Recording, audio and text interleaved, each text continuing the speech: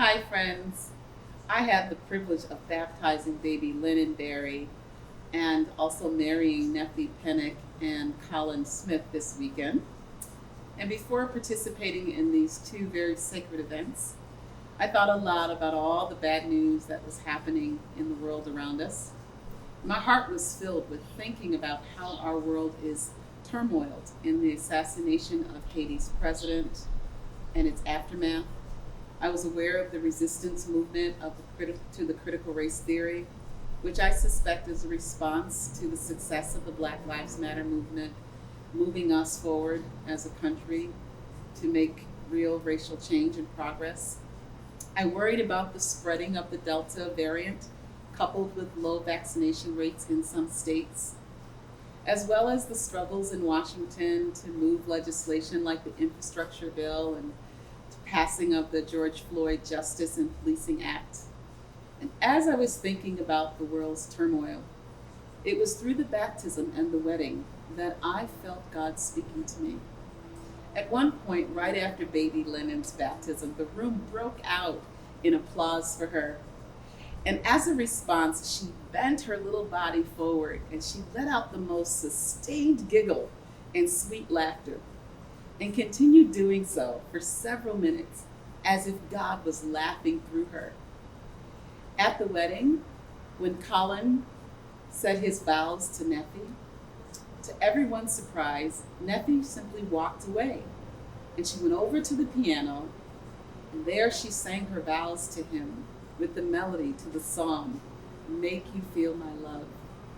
Suddenly the room was suspended in a kind of enchanting love that moved through all of our hearts.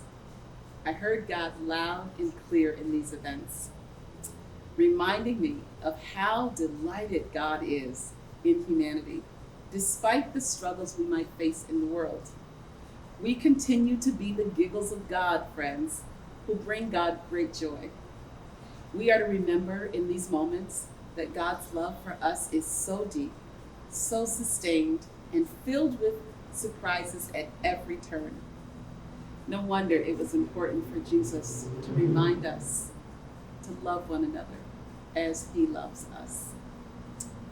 And speaking of love, this weekend, July 17th and 18th, Marcy de Jesus Roof will be preaching on one of the loves of her life, our Buddy Readers ministry that she leads here at Spiritus.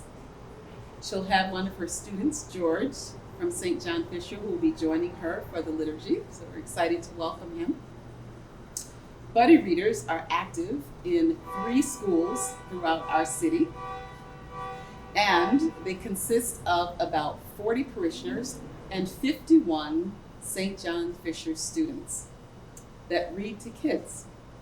So this past year, we served 50 children from 2nd to 4th grade, providing them with a buddy reader, and we moved our program online to an online platform. This year, we hope to extend the program from kindergarten through the 5th grade. So be sure to join us for updates this weekend on this amazing ministry for kids. So I'll see you at the liturgy.